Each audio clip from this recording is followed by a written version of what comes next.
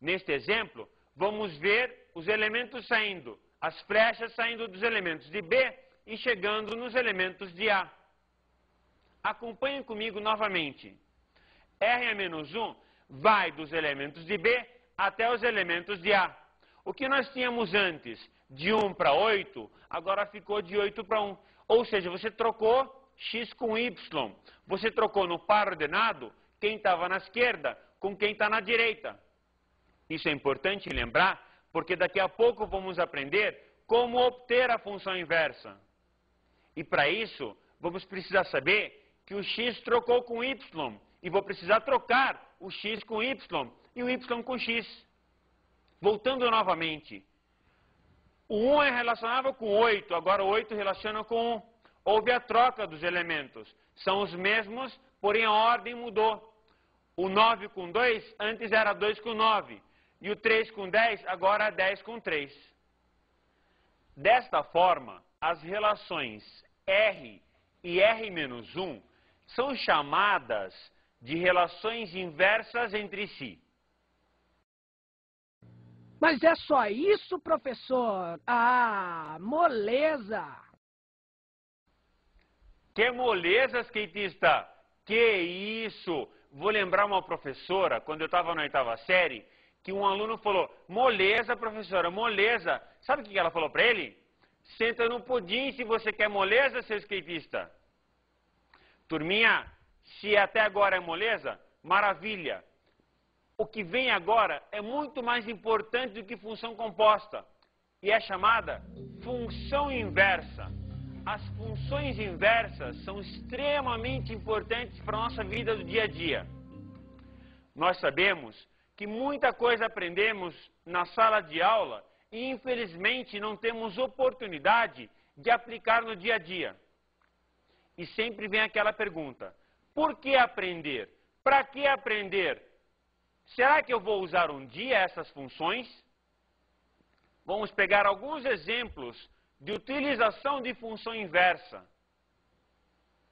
Por exemplo, quando você vai lá e busca seu SIC, seu CPF do governo federal, o seu nome tem apenas um SIC. E com esse SIC você consegue reconhecer quem é dono do nome que fez esse SIC. Aí existe uma inversa de relação, uma inversa de função. Porque a quantidade de pessoas, cada uma delas se relaciona com apenas um SIC, um CPF. E esse CPF volta para essa pessoa.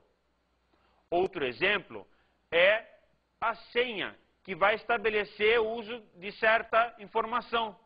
Cada pessoa estabelece uma senha, diferentemente de outra pessoa. Dessa forma, vamos relacionar um elemento com o inverso dele em relação à função utilizada. Hoje em dia, nós ouvimos muito a respeito do projeto Genoma, ou do DNA.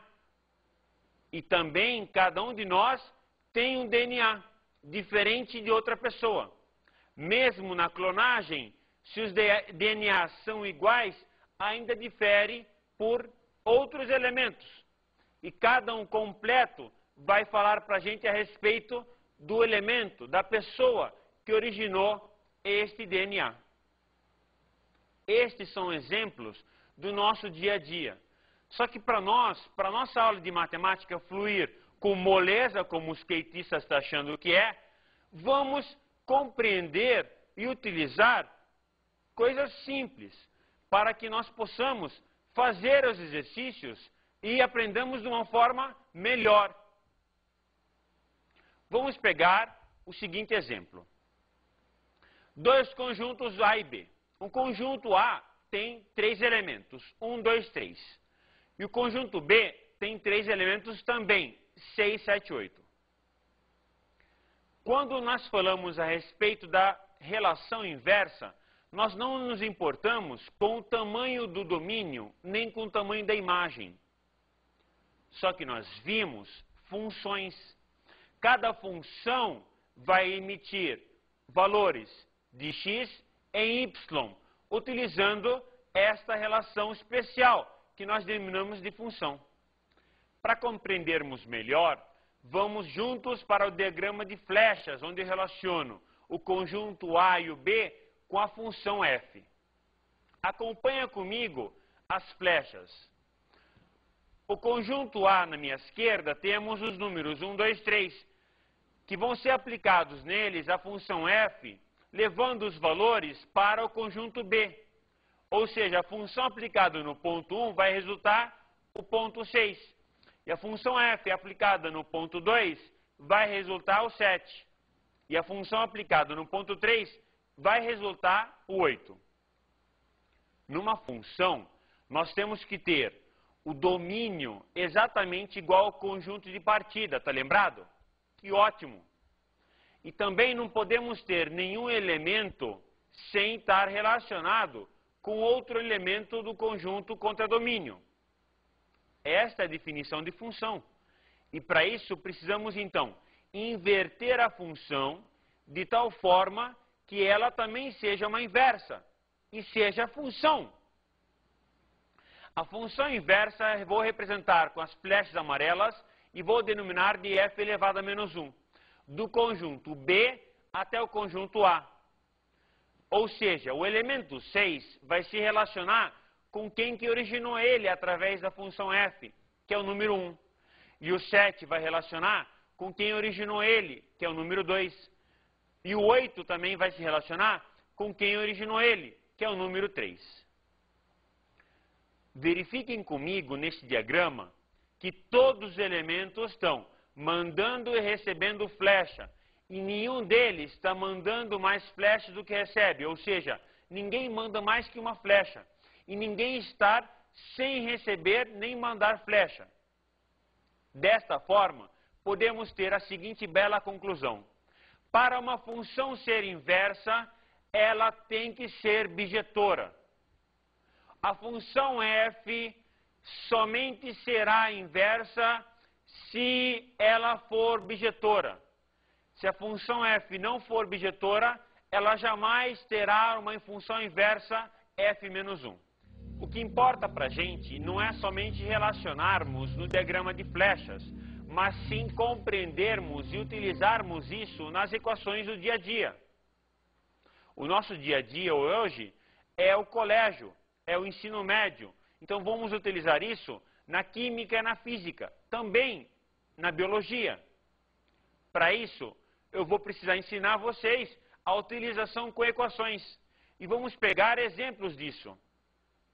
Vamos aprender técnica para a obtenção da função inversa de uma função já existente.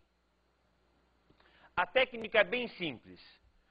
Troque o y pelo x, troque o x pelo y e isole esse y. Obtenha esse y novo em função do x novo.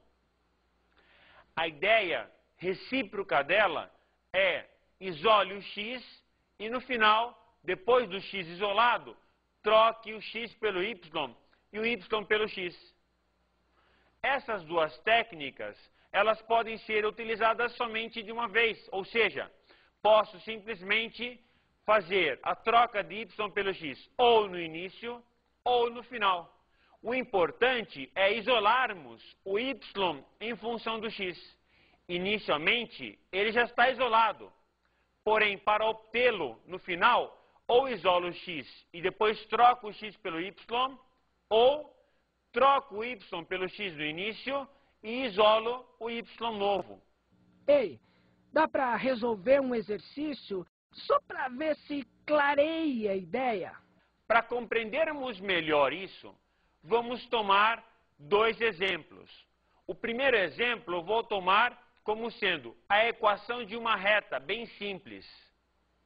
Vamos chamar esta reta de y igual a 3x menos 1. E pergunto, determine a função inversa de y igual a 3x menos 1.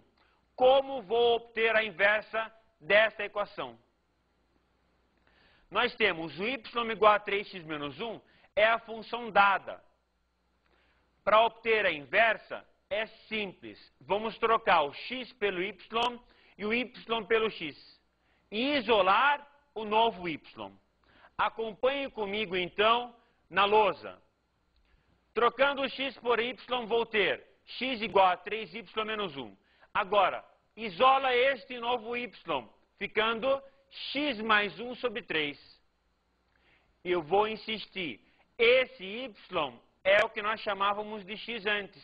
Então, vamos chamar isso de f elevado a menos 1 de x. Ou seja, é a função inversa da função f. Vamos pegar agora um outro exemplo, um pouco mais complicado. Vamos chamar y de x sobre 2x mais 4.